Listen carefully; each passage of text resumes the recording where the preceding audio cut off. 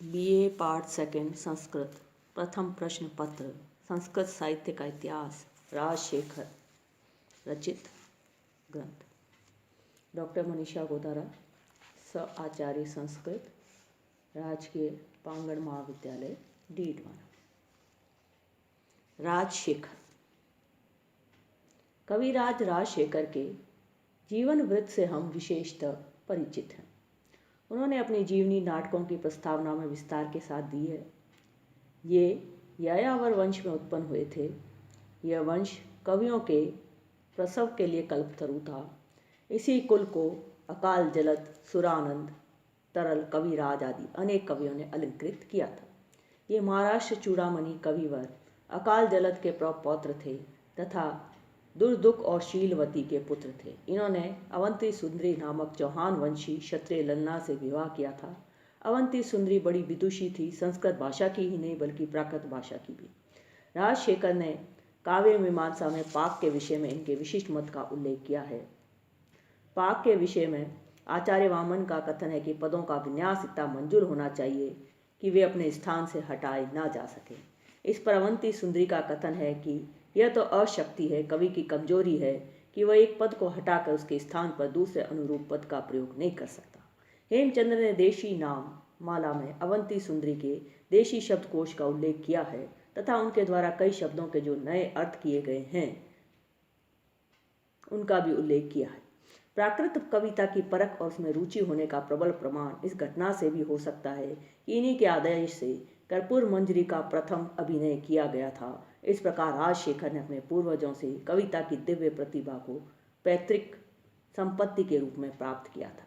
ये महाराष्ट्र के संभवतः विदर्भ के निवासी थे, परंतु कान्यकुब्ज के राजा के ये उपाध्याय पद पर विराजते थे। इनके आश्रयदाता का नाम महेंद्रपाल था, जो कन्नौज के प्रतिहार वंशी राजाओं में विशेष गौरवशाली माना जाता है। इन्हीं के आदेश से राजशेखर ने बाल रामायण का अभिनय प्रस्तुत किया था। कुछ दिनों के लिए लाट नरेश के यहाँ चले गए थे, जिनकी अध्यक्षता में विदुषाल भंजिका का अभिनय किया गया था।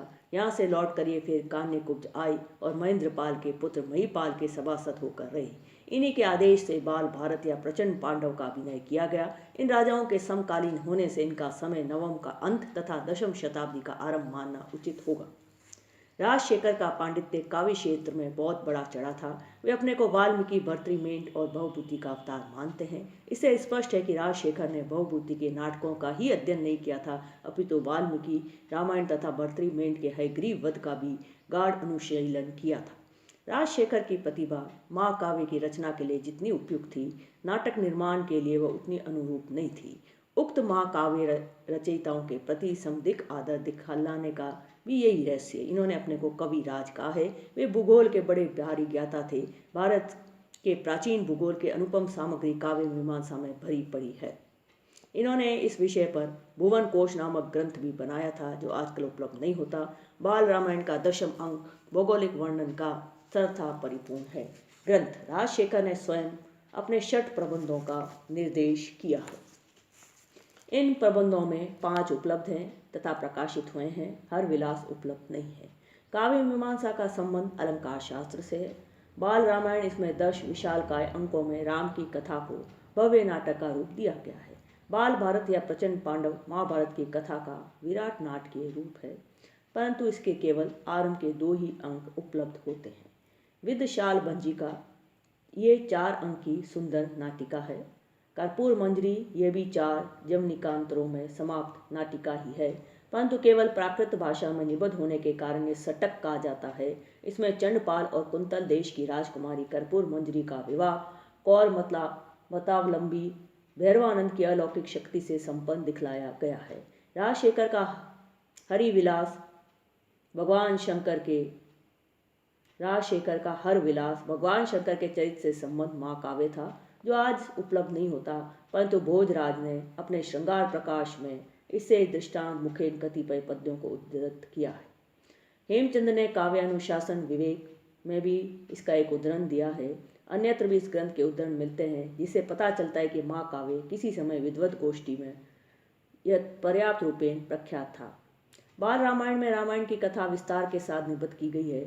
भवभूति ने समग्र राम कथा की महत्ता तथा विशालता के पूर्ण निर्वाह के लिए उसे 2 ग्रंथों में नाट्य रूप दिया है।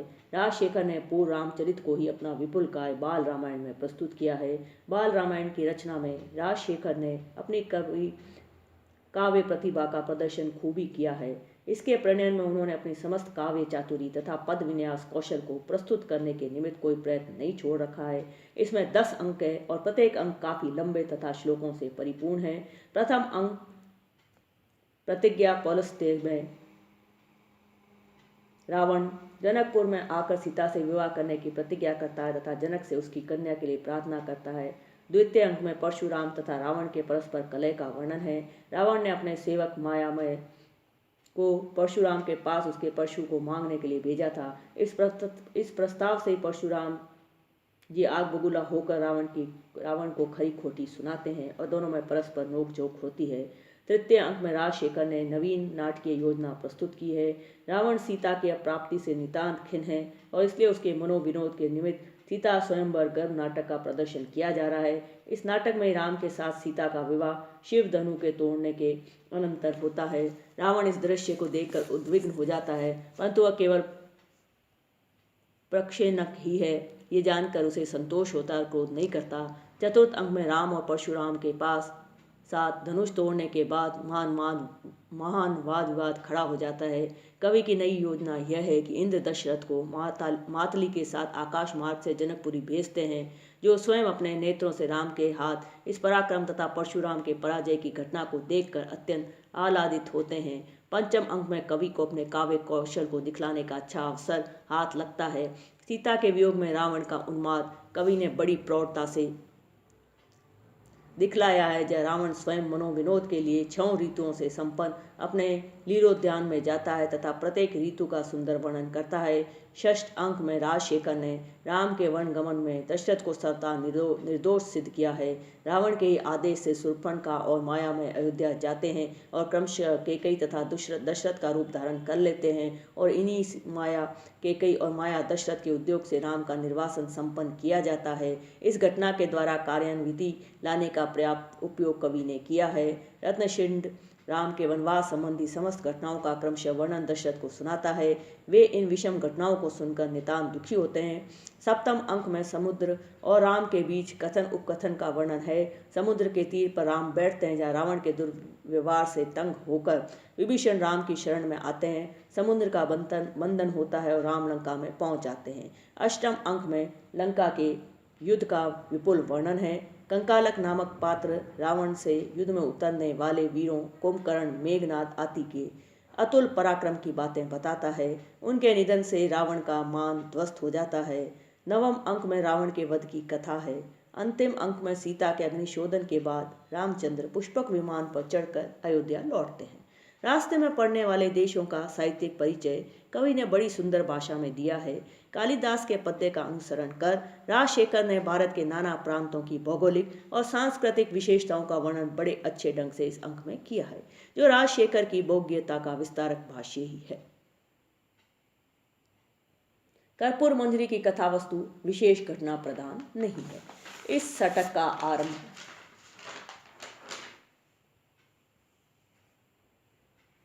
वसंत वर्णन से होता है। भैरवानंद नामक एक तांत्रिक अलौकिक सिद्धि के बल पर विदर्भ नगर की राजकुमारी कर्पूर मंजरी को उसके स्नानागार से राजा के सामने ला देता है। बातचीत से वह महारानी की संबंधिनी सिद्ध होती है, अतः वह उसे अपने अंतर प्रसाद में लाकर रखती है। कर्पूर मंजरी का अलौकिक सौंदर्य राजा के चित्त में प्रेमांकुर उत्पन्न करने में समर्थ होता है। वह राजा के लिए अपने भावों के प्रकटन के लिए मदन लेख लिख भेजती है। हिंदोलक चतुर्थी के दिन कर्पूर मंजरी महारानी के आदेशानुसार हिंदोल पर झूला झूलती है, जिसको देखने के लिए राजा विदूषक के पास एकांत में जाता है और उसके झूलने का रमणीय वर्णन करता है। पौधों के खिलने के लिए दोहत दान के लिए कर्पूर मंजरी वाटिका में जाती है। तब राजा को उसकी असामान्य सुंदरता को नज़दीक से देखने का अवसर मिलता है। रानी के कानों में राजा की इस नवी कामलीला की भनक पड़ती है और वह कर्पूर मंजरी को एकांत में कैद कर लेती है, परंतु दासी विचक्षणा की बुद्धि यहाँ काम कर जाती है। सुरंग से वह छिपे ही छिपे राजा से भेंट करने जाती है। रानी इस लीला को बंद करने के लिए दासियों को की एक लंबी सेना उस कारागृह की रक्षा में रख देती है, परंतु तांत्रिक भैरवानंद की नई युक्ति के सामने वह हार मान लेती है। वह तांत्रिक रानी की सम्मति से सार्वभौम पद की प्राप्ति के लिए लाट देश की घनसार मंजरी का विवाह राजा से करा देता है। घनसार मंजरी वस्तुतः कर्पूर मंजरी का ही कल्पित अभिधान है। इस प्रकार राजा की प्रेम लीला अपने सफल पर्यवसान पर पहुंचती है। चतुर्थ अंक कहा गया है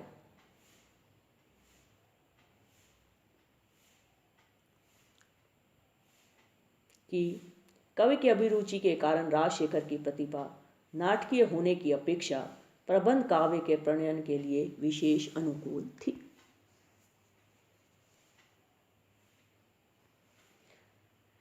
बाल रामायण का विशाल विस्तृत रूप उसे अभिनय रूपक होने से सर्वथा रोकता है। राजशेखर वर्णन करने में नितांत निपुण है, परंतु ये वर्णन नाटक की प्रकृति के विरुद्ध होने से उसमें खप नहीं सकते।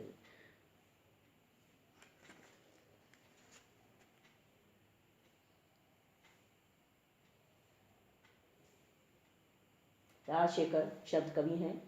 इनके पदों की रमणीय शैया किस रसिक के मन को नहीं हर लेती। वेद के ज्ञाता के लिए श्रुति अर्धविति गुरु का प्रयोग कितना शोभन तथा श्रवण सुखद है। नोक झोंक वाले शब्दों का विन्यास इनके नाटकों में अद्भुत चमत्कार पैदा करता है। उनकी काव्य प्रतिभा प्रथम कोटि की है। इनका परिचय कर्पूर मंजरी के अनुशीलन से ही मिल जाता है। इन्होंने अपने वर्णनों में बहुत ही निपुणता दिखलाई है। शैली विशेषतः गौड़ी है, परंतु उसमें पांचाली का स्थान स्थान पर पुट है। कर्पूर मंजरी में कवि ने विरह वर्णन के प्रसंग में सच्ची काव्य प्रतिभा का परिचय दिया है। इनके काव्यों में शब्दों से अर्थ की प्रतिध्वनि होती है। इनके काव्य में लोकोक्तियों और मुहावरों का विशेष चमत्कार दिख पड़ता है। इनके नाटकों में गतिशीलता का अभाव भले ही हो, परंतु पात्रों की सजीवता निश्चित ही चमत्कारिणी है। सीता की सुषमा के वर्णन प्रसंग पर कवि कह रहा है कि सीता के सामने चंद्रमा मानो अंजन से लिप्त कर दिया गया है। राजशेखर ने अपने नाटकों में भणिति गुण की प्रशंसा की है, नाट्य गुण की नहीं। भणिति गुण से तात्पर्य उन गुणों से जो उक्ति को सुंदर, सरल और सुबोध बनाते हैं। अपने विरोधी आलोचकों का मुख मुद्रण करने के लिए वे पूछ बैठते हैं कि मेरे बाल रामायण में भणिति गुण विद्यमान है या नहीं। यदि गुण की सत्ता है तो इनके पाठ करने में प्रेम रखो, प्रेम से गढ़ी पढ़ो, न कि आनंद से देखो। यह स्वीकारोक्ति कवि की अपनी सच्ची आलोचना है। अतः राजशेखर की सम्मति में भी यह नाटक पढ़ने में ही विशेष आनंददायक है, अभिनय में नहीं।